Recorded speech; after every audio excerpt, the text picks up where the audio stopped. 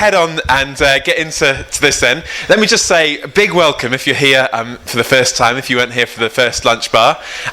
These are going to be on every day, 12 and 1, so do come along and bring your questions as well. That would be really good. And I'm going to speak for about 20 minutes. We'd love to have time, therefore, for your questions at the end. So please do be thinking of your questions as we go through, and then we'll have as much time as possible. We'll be finished by 10 to 2. So if you've got to get away to a lecture, then don't worry. We'll not lock the doors or anything like that. And in the first lunch bar, we were looking at the idea of, is God just a psychological crutch? Is he just wishful thinking? And we said the argument really cuts both ways. You could say that atheism is a psychological crutch. It doesn't answer the question of God's objective existence. It might give an explanation, it may not. And we got to the conclusion basically saying the question, does God exist or not, really requires us therefore to investigate that claim for itself. And I'll guess in a room like this, people are at different stages. Some of you may be absolutely convinced that there is no God and there is no evidence for him. Some of you may be absolutely convinced that there is a God, and you may or may not have looked into some of the evidence for God yourself. Or maybe you're not sure, you're still making your mind up. Or maybe you oscillate from one view to the next, depending on what happens to you. It was in the university in Malta just a few weeks ago. I know you're thinking, yeah, Malta, kind of nicer, warmer location than here. But I was there in Malta, and I was talking to a professor, and she said, when I read Richard Dawkins, I'm convinced in my head that I'm an atheist. But then at other stages in life, in my heart, I want to be a theist. I want to believe in God, and I'm not sure what to do. And so we can oscillate between different opinions. So people come at this from all sorts of angles, but a lot of people might think, well, the problem we have is surely science, and in particular evolution, has done away with our need for God. There is no need for God, there's no basis for God's existence. Science has kind of done away with it all, and all we have is kind of naturalistic evolution. Of course, the irony of that is, if that is true, I would say that also does away with atheism. Listen to what John Gray says. John Gray is not a Christian, he's an atheist himself, but he said this: modern humanism is the faith that through science humankind can know the truth and so be free. But if Darwin's theory of natural selection is true, this is impossible. The human mind serves evolutionary success, not truth. So he's saying, actually, if naturalistic evolution is the only thing that we've got to appeal to, why should we trust our minds when they tell us that atheism is true, or anything is true for that matter? And that same sentiment was echoed by Charles Darwin at the end of his life. He said this in one of the letters that he wrote. He said, "But then with me the horrid doubt always arises whether the convictions of man's mind, which have been developed from the mind of lower animals, are of any value or at all trustworthy. Would anyone trust in the convictions of a monkey's mind if there are any convictions in such a mind?" He's saying, actually, if that's all we've got, if that's all we are, seriously adapted and evolved primates, then should we trust our minds, whatever the conclusion? Is truth possible to investigate at all? And another thing that's worth saying kind of at the outset is this: when we look at the question of God's existence, we need to be kind of clear which God we're talking about, because the God that is so often taken down by the new atheist camp and such like is what I would call the God of the gaps, which is actually not the God of the Bible at all. Let me try and explain. People say, well, rewind 2,000 years to the Greeks, and no one really understood many things in science. We didn't understand thunder and lightning. So people invented gods to do the things we don't understand. There's Mr. and Mrs. God having an argument, throwing thunderbolts backwards and forwards. That's God. And now we've evolved in our knowledge of science. We don't need such primitive explanations. God is the God of the gaps. And in such a view, when our scientific knowledge gets bigger, our space for God to exist would get smaller. Extrapolate forwards, one day science will explain everything, there won't be any need for God whatsoever, because he just fits into the gaps. But that's rather strange, I would say, because that's not the biblical understanding of God. You've probably all used one of these, haven't you? Hands up if you've used a Dyson Airblade, okay? Fantastic. What a pleasurable experience when you first used one. I tell you what, when you stood for half an hour under one of those nasty kind of cheap, hand dryers waiting for your wet hands to get dry. An air blade is just fantastic. I was so excited when I first saw an air blade. I used it twice. I went to wash my hands a second time just to time it, to see if it really could do it in 15 seconds or whatever it's advertised as. But air blades, they're fantastic, and they're far beyond my understanding. I have no clue how it manages to propel the air at such speed out of the air blade. But it's called a Dyson air blade. So I was thinking maybe there's a person called Mr. Dyson. And maybe Mr. Dyson is a little man who lives inside each air blade. And when you come and flush the toilets, he hears the sound of the flush and he springs into action, ready to blow really hard when you put your hands into the air blade. Now, of course, you're saying that's ridiculous. Go back to England. We are not so stupid. We know how an air blade works, or at least someone knows how an air blade works. So does that mean that Mr. Dyson doesn't exist? Well, actually, that's not true. This is Mr. Dyson using an air blade, in fact. He's 65 years old. He lives in Suffolk. He has £1.5 billion to his name from selling all those air blades. He exists. Understanding how the air blade works doesn't remove the need for a Mr. Dyson. They're not competing explanations. Mr. Dyson designed it, but understanding the details of how it works wouldn't remove the need for him. And in the same way, understanding the details of how our world works, our universe works, doesn't remove the need for God, just as understanding the air blade wouldn't remove the need for a Mr. Dyson. So God isn't a God of the gaps. Do you see what I mean? He's the God who stands outside of all things. So don't say that because we now understand stuff in science, we don't need God. That doesn't really work. It's like saying, I now understand how petrol combustion works, therefore I don't need a Henry Ford. No, they're not competing, but complementary explanations for something. And that's what people like Isaac Newton would have said when he discovered, or rather wrote about, the law of gravity. He didn't say, now I understand the law of gravity, I don't need God. But rather he did this. He wrote a book called Principia Mathematica.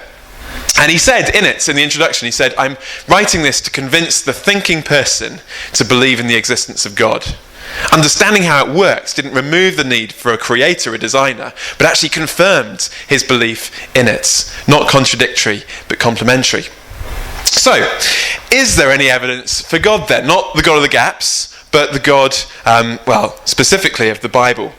Well, let me just give you three. I think there's more pieces of evidence, but we haven't got that much time, so we'll just go through quickly. The first thing I'd say is this: the universe exists. And you might think, well, that's pretty obvious, isn't it? We're living in it. But this is very interesting. Up until, if you're not a scientist, or if you are a scientist, bear with us for a second if this is teaching you to suck eggs. But up until a number of years ago, it was generally agreed that the universe was in a fixed state, that it had always existed. And therefore there was no need for a creator, a God, to begin the whole process, because it had always been here. And then, with one thing and another, people discovered the universe was not in a fixed state, that the universe was actually expanding, and if you extrapolate back, you got to a start point, a point when all of matter, space and time came into existence. It wasn't Christians that pushed that. That was a scientific discovery.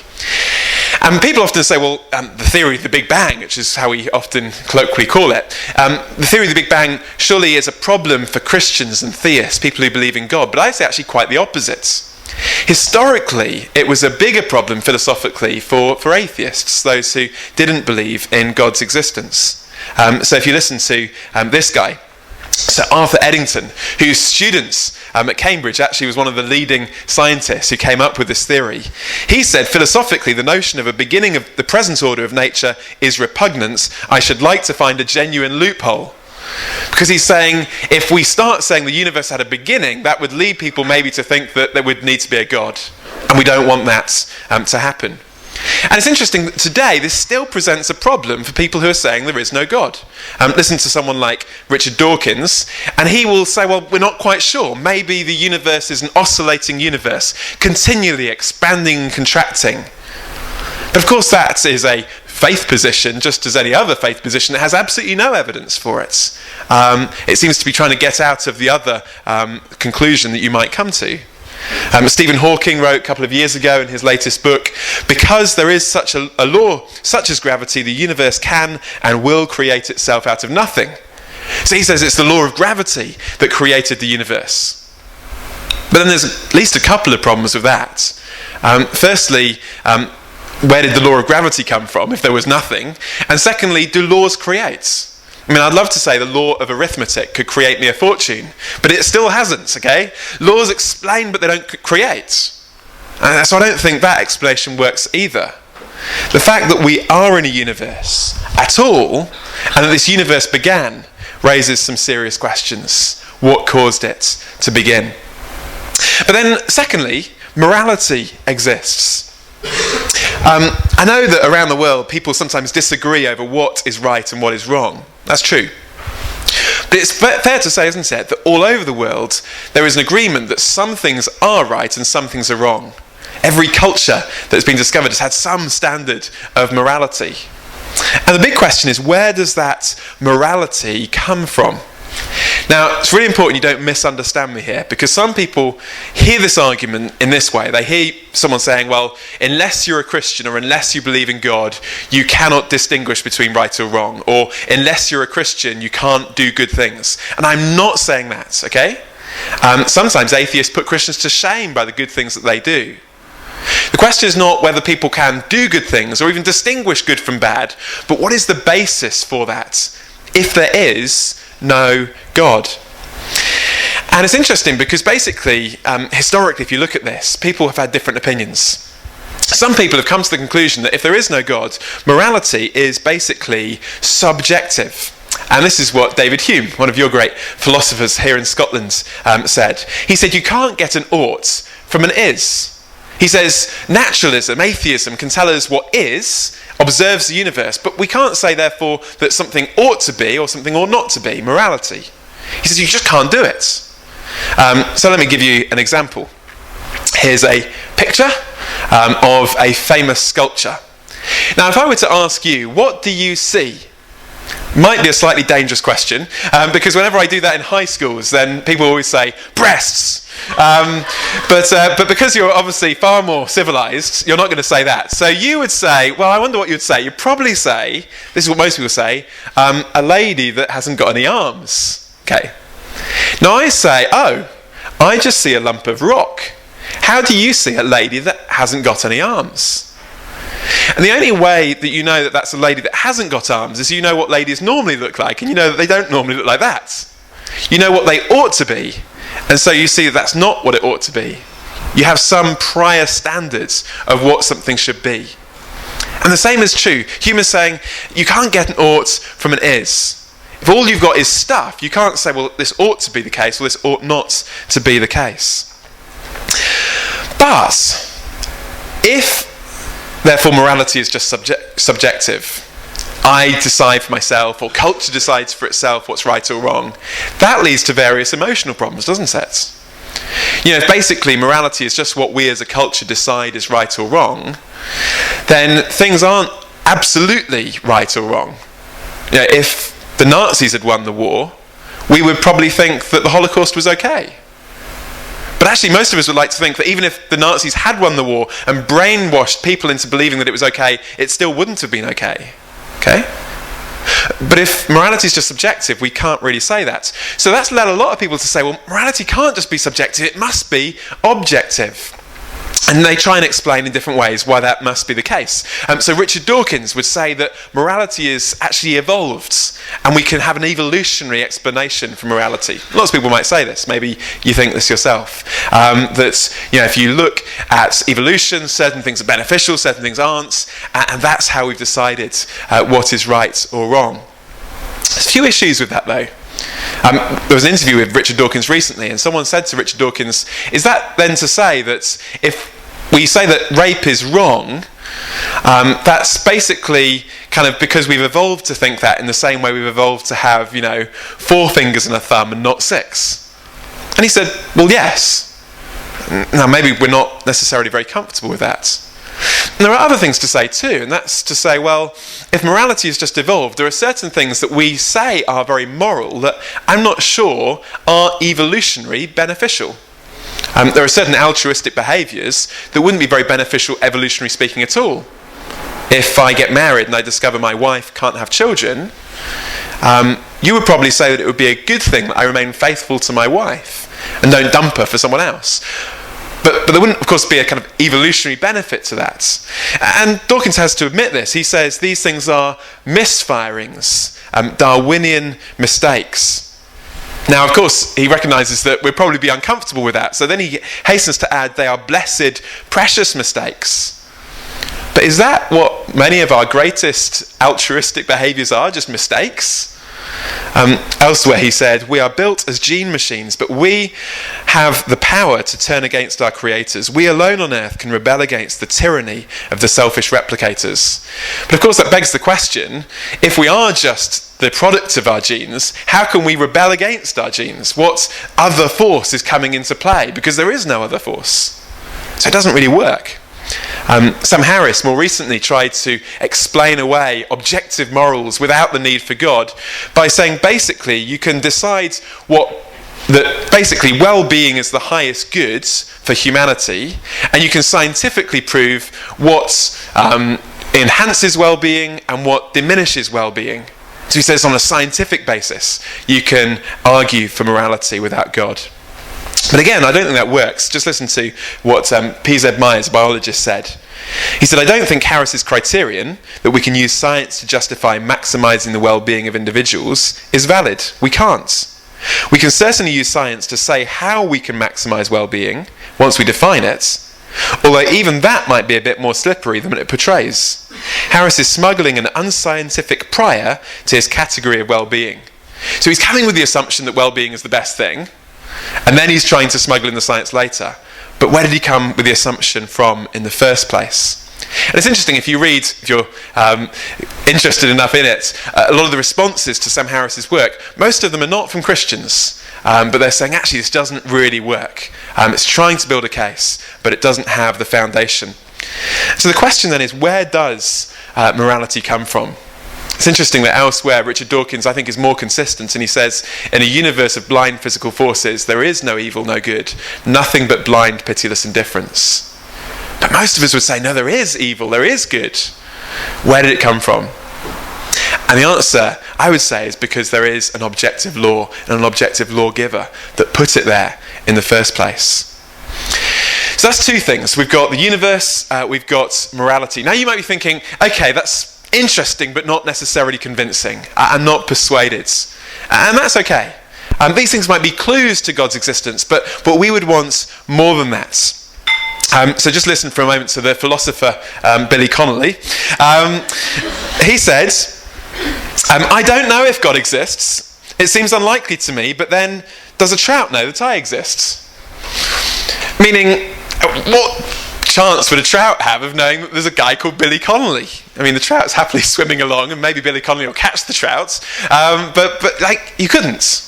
And the same problem for us. There might be a God out there, but if we are just his creatures, what chance do we have of knowing him any more than a trout does of knowing us or Billy?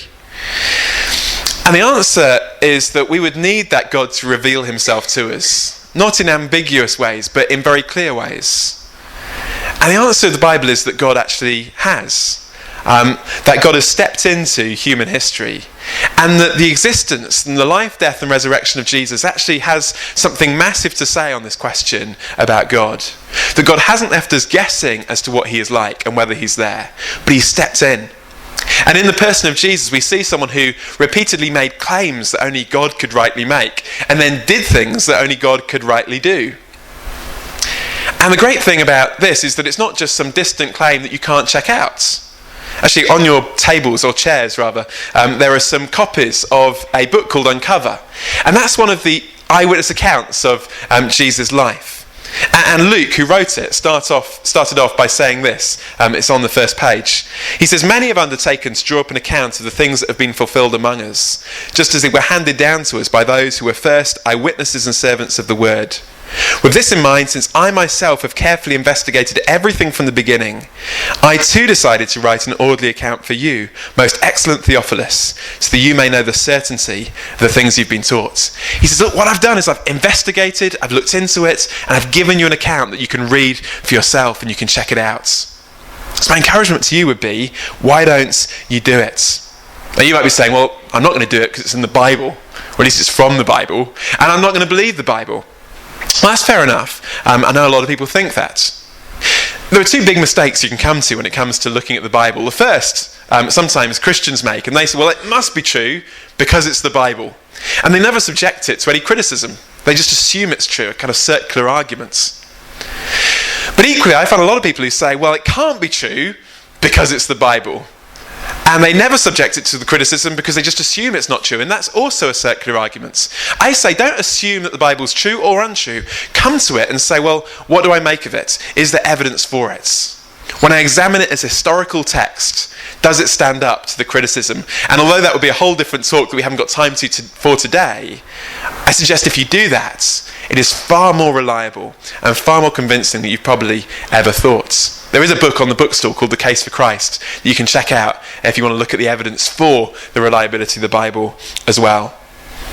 But if Jesus is who he claims to be, and if he did the things that the Bible claims he did, this would be very interesting when it comes to the question of God's existence. And it's fascinating how many atheists have never really investigated it. And Richard Dawkins in The God Delusion spends about 5 pages looking at the person of Jesus and doesn't really interact with the evidence for him at all. And Bertrand Russell rejected Christianity and wrote a book about why he wasn't a Christian and never even thought about the evidence for the resurrection of Jesus. Check it out for yourself, because there is evidence there. And the greatest evidence for God, as Emily was saying in the first Q&A, is not primarily scientific, but actually it's historical. So don't just disregard it on scientific grounds, investigate it in historical ways too. Oh, and lastly, the great thing about investigating Jesus is not only you discover whether there is a God, but also you get to know what that God is like. I don't know whether you've heard of this guy or read The Times, Matthew Paris. He's not always the greatest advocate of Christianity. He himself is an atheist, but he said this recently, which is very thought-provoking. He said, one of the reasons we can be pretty sure Jesus actually existed is that if he had not, the church would have never invented him. I think that's quite intriguing. He's saying the Jesus that religion sells us is often so boring that I'm not surprised that you wouldn't be interested. I wouldn't be either. But the Jesus of history, the Jesus of the Bible, well, we wouldn't have invented him. He's not just a psychological projection, as we said in the first talk. He's fascinating. He completely turns tables on what we would expect God to be like. He welcomes the outcast, but rejects the proud. His biggest enemies are religious people. His biggest friends are the irreligious and morally suspect. He goes into parties and turns water into wine. I mean, we would think he should do the opposite and turn the wine back into water. But Jesus is continually surprising us and showing us that the God who exists is also very different to what we may have thought he was like. So investigate Jesus. Not only can you see whether there is a God or not, but also you'll see what that God is like. Now, we want to have time for questions, and we will. So just before we go to questions, can I say that on your chairs there are some little feedback forms. We'd love you just to pick them up now and just grab them. You might have sat on them by now, so you can uncrumple them. And on the feedback form, what you can all do is leave some comments. Just write these down while we have the Q&A. Tell us what you thought of the events. You know, nice sandwiches. Can there be more tomorrow? Rubbish speaker. Can we have Emily back? Something like that. Okay? So write some comments. And then, if you're wanting to investigate this more, a couple of things that you could do. Well, 3 things you could do. Firstly, you can obviously come back to the events this week, and you'd be very welcome to do that. Secondly, you could take away those books that are on your chairs, the Uncover books, and read for yourself the eyewitness claims about Jesus. The very least that will achieve is you'll end up being an informed atheist, even if you're still not convinced. Okay, but at least you'll know what you've rejected, rather than assuming you know what you've rejected. So take it away, have a read, take a couple of hours to read through. And then the other thing is there's going to be a course that kind of goes with that book called Uncover that looks at that book and gives you an opportunity to discuss it and ask questions. And that's going to be starting after this week is finished. And if you would like to know about how and when you could get onto that, tick the box that says, tell me more. And if you tick the box and leave, obviously, your name and your mobile number so we can let you know about it, okay? If you just want to leave comments anonymously, that's fine. So leave your details. If you want to know about that course, tick the box. And then there'll be someone at the door with a box to take those in at the end. Okay? So do that fill those in whilst we have the Q&A. But we've got about 15 minutes, just under, for some questions. So we'll go for as many questions as we can. I'm sorry that was really fast. There was a lot of material there, so if you want me to clarify something, if it wasn't very clear, that's fine. If you want to object or disagree with me, that's fine. But we do welcome your questions, and we've got plenty of time. So, who wants to go first?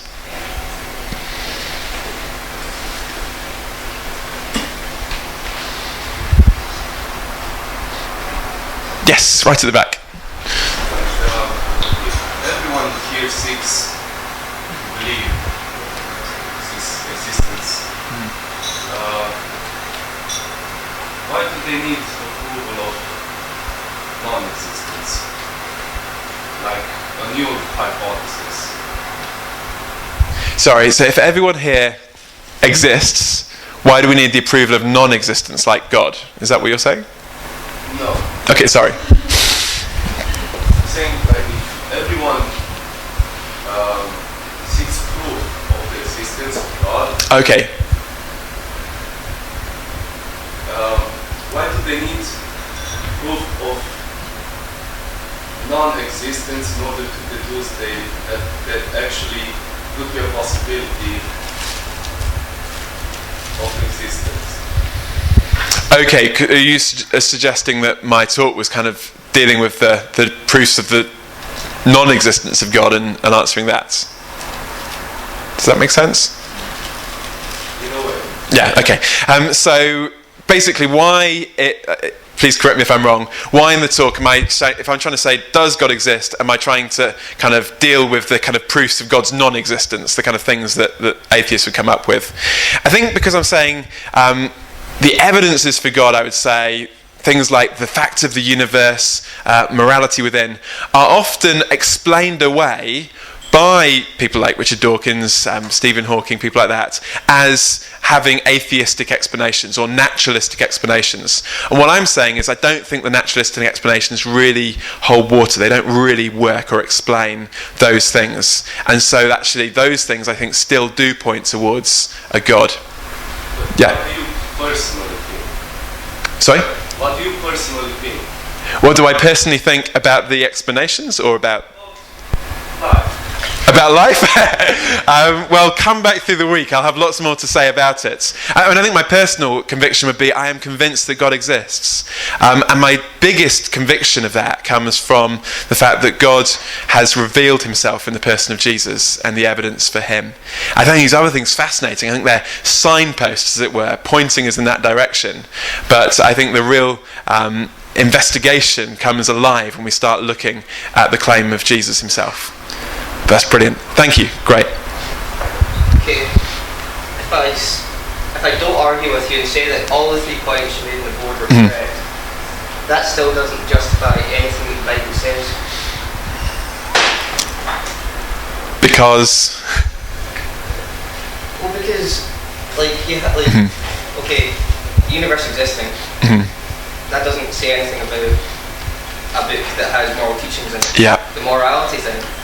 Okay, you can say something gave us morals, but that doesn't necessarily the God in the Bible gave us morals. You can say that Jesus existed, but that doesn't say that the Jesus in the Bible was the Jesus that really existed, or that Jesus was correct or anything. Okay. You don't have any. Yeah. No, really good question. So if we were to accept those 3 points about the universe, morality, and Jesus existing, would that necessarily prove that the God of the Bible exists? And I think, certainly on the first 2 points, I would say no, they don't. So I was doing a debate in Norway, and a Muslim guy came up to me after the talk, and he said, I loved your first 2 points. I agree completely. Now, he doesn't believe in the God of the Bible, and he could agree with those 2 points. So I'm not saying that they establish establish the God of the Bible primarily. And of course, the existence of a historical figure called Jesus doesn't necessarily prove the God of the Bible either. And what I would want to say is actually I think that the historical Jesus is actually the biblical Jesus, because when I look at the Bible, I think there are good reasons for taking the Bible as historical sources, credible historical sources. And in view of that, I think obviously that would take a step further. Now, of course, we'd need to spend time looking into the evidence for that, which would be a whole nother talk. But sorry, you want to come back on that? We said that the people that wrote the Bible were credible sources. No one really knows who they were. No one, like, you think they have like the name of one guy who's called John and something else like that, but like they don't know anything about the lives of these people. All they know is that they came from the Middle East in a place, was it 2,500 years ago when the first passages in the Bible were written. I don't see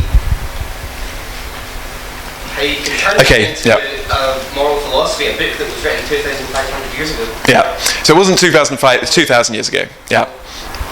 Like the other passages. Okay, the Old Testament. Yeah. As well. Yeah. Okay, so how can we say we know so little about these people who wrote the Bible, Luke, John, people like that? How can we say that what they wrote is true? Actually, one of the things that surprises people when we start to look at the evidence in the New Testament is how much we do know. And in fact, although we don't know all the details of every author of the Bible, any historian will tell you, you don't need to know all the details of the author to actually use that source as credible source. What you want to do is you want to find out how it matches with other sources, whether it's contradicted by other sources, whether internally it makes sense, whether it is corroborated by other things too. And what we discover when we look at the Bible is, firstly, it was written by people who obviously had access to first-hand evidence about Jesus and were there at the time. That's really important. These people weren't writing 100 years later on kind of speculations. They were there, they saw it. And there's lots of good research that's been done by credible people. Someone at the University of Aberdeen produced a book the other year called Jesus and the Eyewitnesses, looking at how when we examine the Gospels, they are containing eyewitness testimony.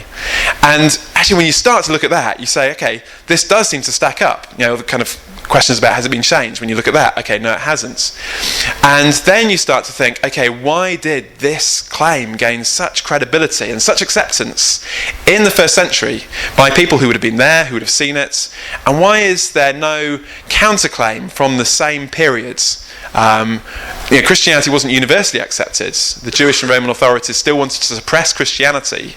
But why is it they couldn't come up with anything? Christianity is not just a philosophy. It's based on a person who lived and died and was meant to be still dead. And yet, this whole message of the resurrection was spreading quite rapidly when the evidence was all still to hand. So once you start to do that, you start to find actually you've got some really interesting questions to come to play with. I'll come to your question in a second. I'll just say again, there is a book called The Case for Christ on the bookstall. And that's really helpful because the author was a real skeptic. He didn't think that Christianity had any objective claim and any evidence to it. And he did a study into the life of Jesus and the evidence for Jesus. And he interviewed various experts in universities around the world to get their take on it. And that's in the book, so you can read that. But there's a question right at the back, yeah. I found it quite interesting, but also a bit confusing. When we were talking about morality, and we were saying human morality is going up to all God, and then the argument against Dawkins' argument saying that these are mistakes. Yeah. I would say that maybe Dawkins is a bit extreme. I consider myself an atheist because there's a whole lot an agnostic atheist because I'm not going to know in my lifetime whether or not God exists or doesn't mostly. So there's no point thinking about it. But the reason that I don't subscribe to any religion is in pursuit of morality. Sorry, the last bit, just can you say that again? The reason that I would consider myself say that I'm an atheist is pursuit of morality and constraints of codes that I have to follow. Okay, yeah. Yeah. It was interesting that you did bring up an argument that humans are moral creatures. Yeah. Yeah. Really good observation, thank you. So you're saying one of the problems with the kind of moral argument is maybe Richard Dawkins is just a bit extreme. Maybe we just don't know, and we can't know, and that's why we're not going to believe in God. And one of the problems we have is this kind of moral constraint that religion seems to place on people. I think that's really interesting. And so a lot of people are agnostic. I think it's worth saying. They say, well, you can't know. I think there's two types of agnostic. There are people who say, I don't know and I'm open for being convinced. And there are other people who say, I don't know and I can never know. And it strikes me that that's a little bit closed-minded, to say, I don't know and I can never know. Now, you might say, well, I'm not convinced I'm going to know, but I would want to say, well, be open to the fact that you might be able to. And, sorry. Like, what I'm saying when I say Yeah. everyone will never know, it's not that I'm not open to learn Okay. religions and their beliefs and things. Yeah. It's just that when it comes to conclusive scientific proof, I don't believe that any scientist is going to say God definitely doesn't exist and it's been backed up. Okay, yeah. So when it comes to conclusive proof, you're just saying you don't think it's going to be conclusively proved. And clearly there are scientists who believe in God who don't. I think it's worth saying, number one, I can't prove to you that God exists. And number two, I don't think science is going to be the only thing that's going to be helpful in that investigation anyway. But that doesn't mean that it's not reasonable to believe that God exists. Most things that we believe, we couldn't 100% prove, but we say they're the best explanation given the evidence available. And I would say the conclusion I've come to about Jesus is what I'd say is, I think the best explanation given the evidence available from that investigation. So I really encourage you to investigate. Just relating to the other thing you said, which is really interesting about moral constraints. I think I always hesitate to use what people call the moral argument for God's existence, because it sounds a bit like I'm saying, therefore Christianity equals moral behaviour, and it's just a kind of behaviour modification process. And certainly if you stick around and come to other talks through the week, we say that's really not what Jesus came to do. In fact, that's why the religious leaders were so opposed to Jesus, because he didn't just pat them on the back and say, you nice self-righteous moral people, you're just okay. He's actually, you self-righteous moral people, you've misunderstood what God is like. He hasn't come to give us a moral code, to condemn us. He's actually come to bring us into relationship with God. Now that might change my life, but not in the sense of just tacking on a list of rules, but in coming to know someone, just as getting married would change my life, potentially. I'm sure, would also. So, but it's a really good question. I'm sure there are more. We're just about at 10 to, and I promised we'd finish. Can I just say, if you've got more questions, please don't feel we don't want to answer them. Stick around. I'm here. There's a number of other people here from the Christian Union and guests of the Christian Union that would love to chat. So do stay and talk. If you've got to rush off to a lecture, but you'd love to chat, then come and see me or say to someone else, let's chat about this and arrange to have a coffee. Do come back tomorrow. We're going to be here at 12 o'clock and 1 o'clock as well. Looking at the record of Christians. Are Christians a bunch of hypocrites? At 12 o'clock we'll look at that. And does religion cause violence? Have Christians cause more harm than good? And that's what we're going to be looking at 1 o'clock tomorrow. And tonight we're going to look at the issue of identity. What is it that really makes us valuable? What does it mean to be a human being? And there'll be lots of other things on offer as well tonight, which you'll be told about right now. Thank you. Thanks very much, Michael. Yeah. If I could just repeat what Michael said, I actually have the book, The Case for Christ, on me. I was going to mention it before it came up. It's £1 for any guests here who aren't affiliated with the CU. CU people, you have to pray. You have to.